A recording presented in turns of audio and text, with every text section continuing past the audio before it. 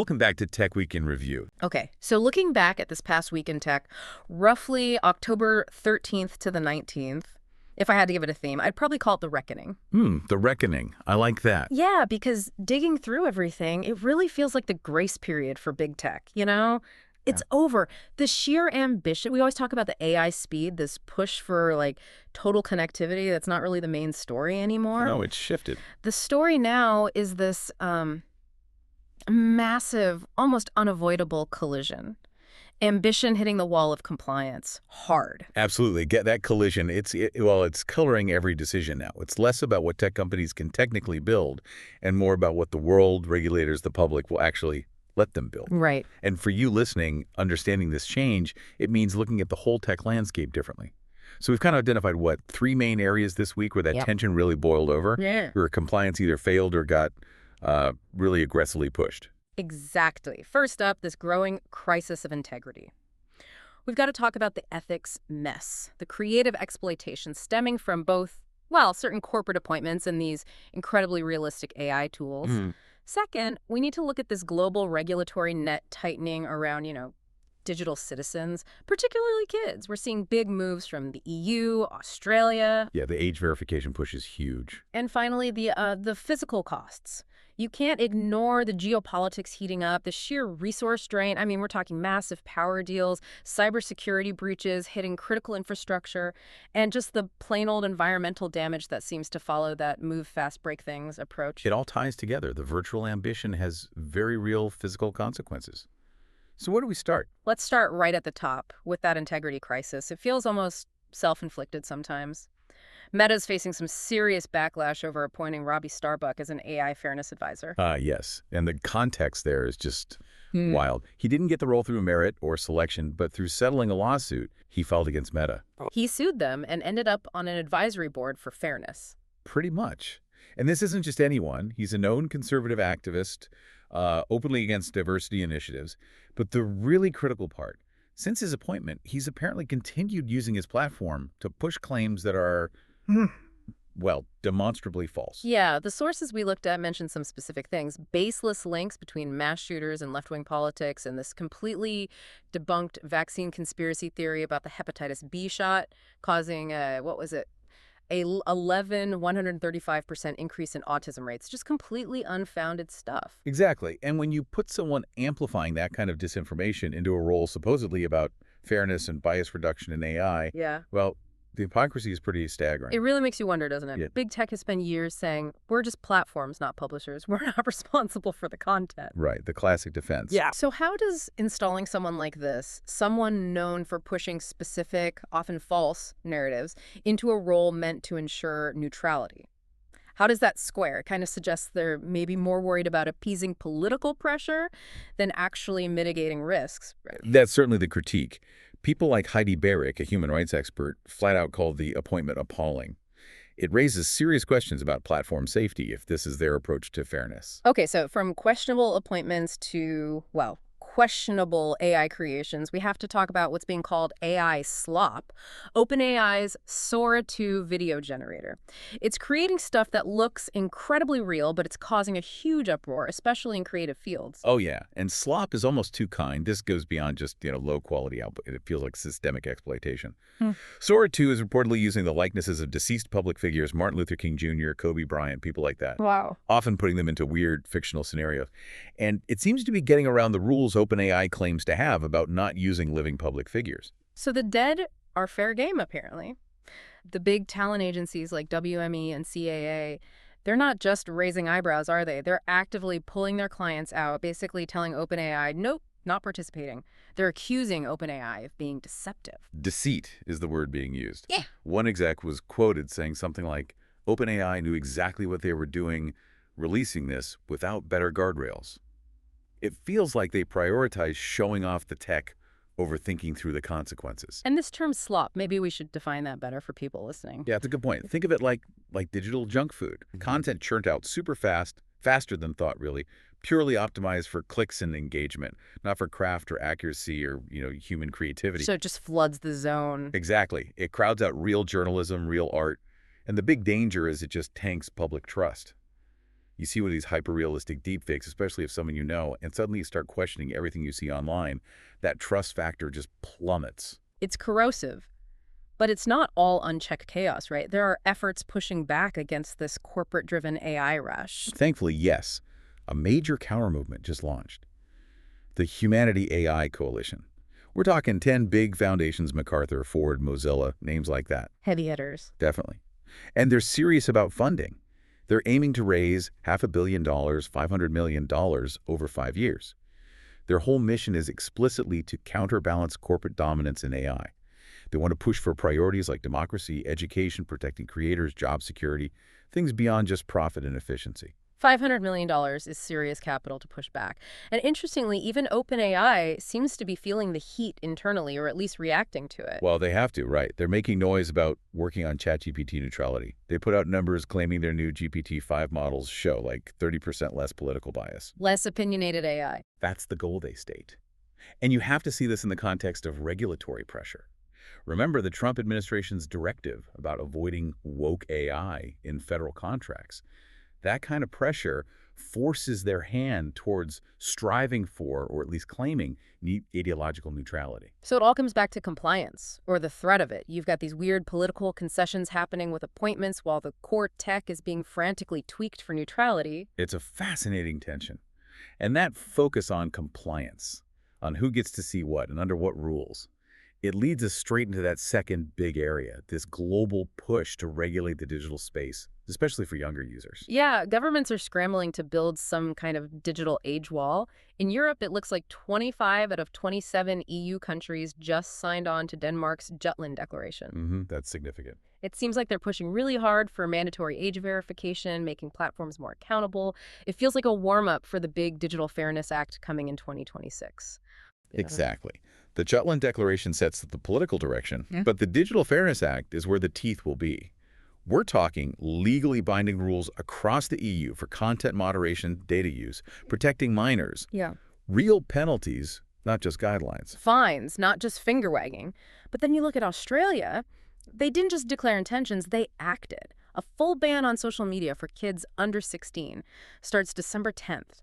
And the penalties are huge, like 50 million Australian dollars. Wow, that's aggressive. But here's the thing. Can they actually enforce that? Isn't there a huge risk kids will just lie about their age or find workarounds? That's the massive paradox, and Google jumped on it immediately. They warned that this kind of outright ban could actually make kids less safe. How so? Well, think about it. If kids can't have official age-appropriate accounts, they lose all the built-in safety features, their restricted modes, filtered content, parental controls, like on YouTube Kids. They'll likely just try to access things anonymously or pretend to be older, completely outside any protective systems.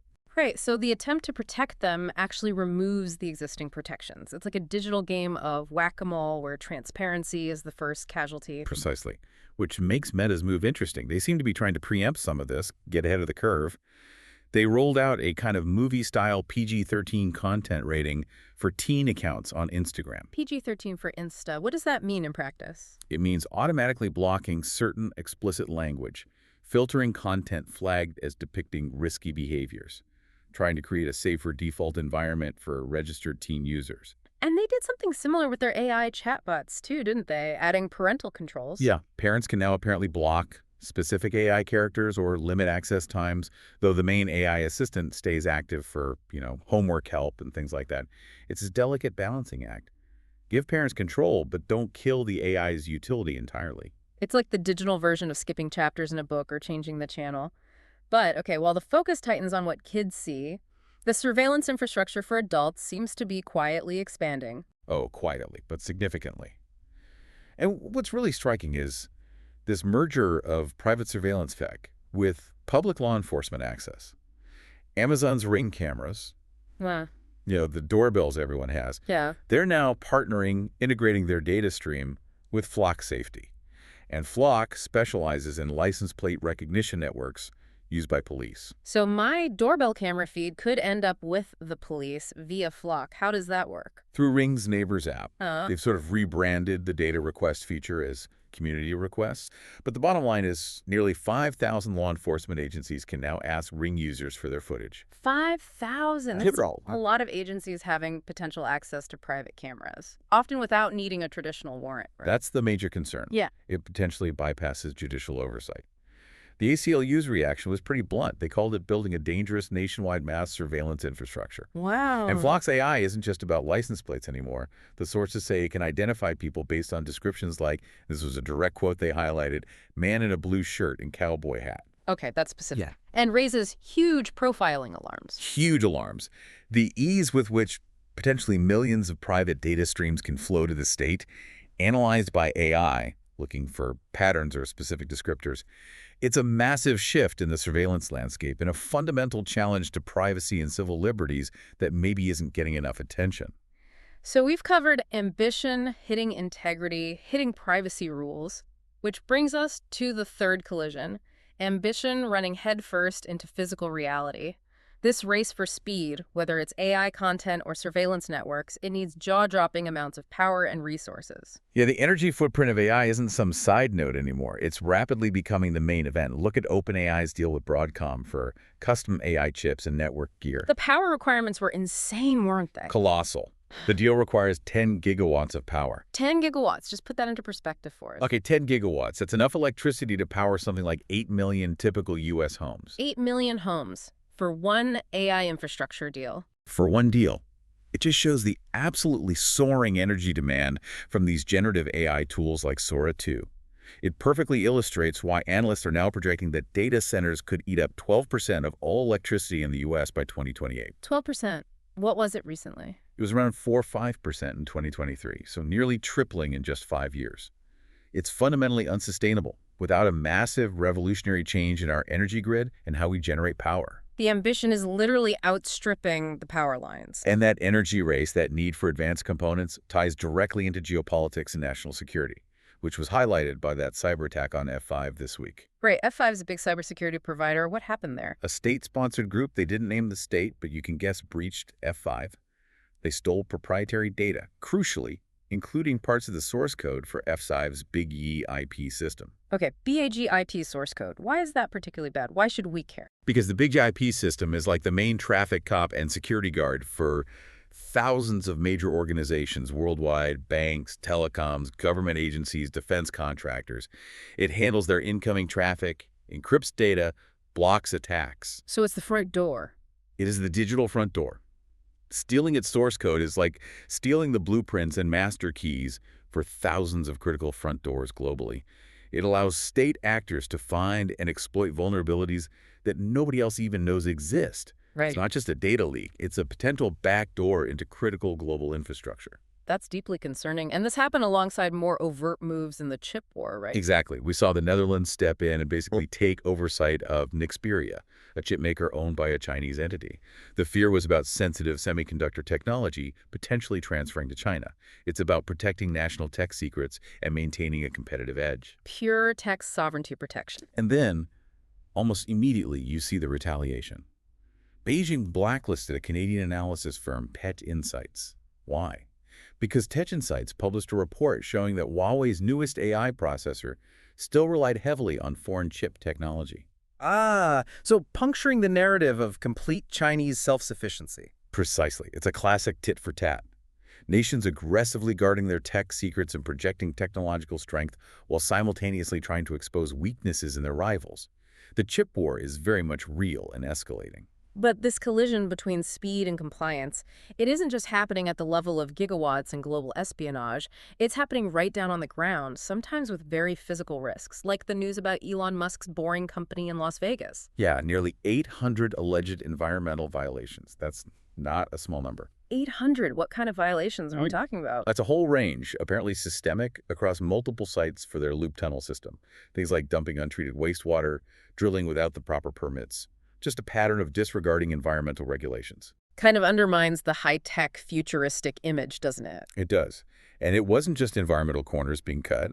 Nevada's OSHA, the Workplace Safety Agency, fined Boring Cone over $112,000 for worker safety breaches. There were reports of chemical burn incidents among workers. Ouch. So the whole move fast and break things ethos, which Silicon Valley often celebrates. In this case, it seems to be breaking environmental rules and potentially harming workers. It puts that mantra in a much harsher light, doesn't it? Yeah. The pressure on tech firms now, it seems, isn't just innovate faster, it's comply better. And that pressure is coming from all angles. Yeah. Whether it's ethical content moderation demanding something like a PG-13 rating, or national security demanding protection against breaches like the F5 attack, or just basic environmental and worker safety laws like with Boring Co. The underlying systems, regulatory, environmental, safety supporting, all this ambition seem to be creaking under the strain. It really feels like the central theme of the week. All these incredible technological leaps we hear about. You mentioned Apple's new M5 chip supposedly tripling AI performance, Yeah. or the UAE testing 6G at, 145 gigabits per second? Insane speeds. Even the surge in demand for Chinese electric vehicles globally. All of it, fundamentally, relies on having stable power grids, secure supply chains, and robust compliance systems. And those are the very systems that showed major cracks this past week. The Yeah. innovation speed has just dramatically outrun our ability to govern it safely and sustainably. That really is the core issue. We spent all this time talking about external compliance filters, age gates, permits, regulations imposed from the outside. But then, another piece of news surfaced this week. Neuralink apparently have a wait list.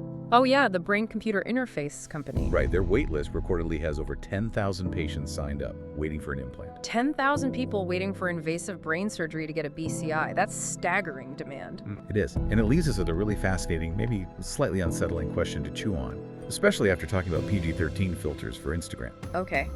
If we're demanding stricter content filters, more compliance, more guardrails for the AI that teenagers interact with on their phones, what happens when we start integrating that same complex, potential biased AI technology, not just onto screens, but directly into our brains via BCI implants? Where does that line between content safety, ethical compliance, and maybe even medical necessity, where does it stop? Can you put a PG-13 filter on a brain implant? Wow. That's quite a thought to end on. Definitely something to mull over until we connect again next week.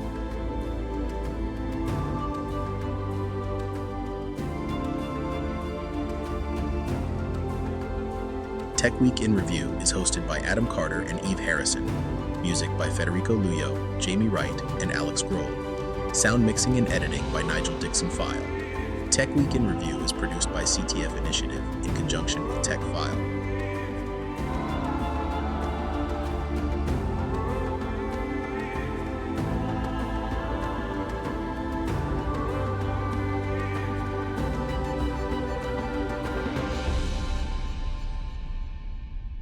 If you are interested in more news, reviews, and articles, visit techfile.com and follow us on social media. If you like the podcast, please subscribe. Thanks for your support. Keep following TF and TWR for the latest in tech changing your world.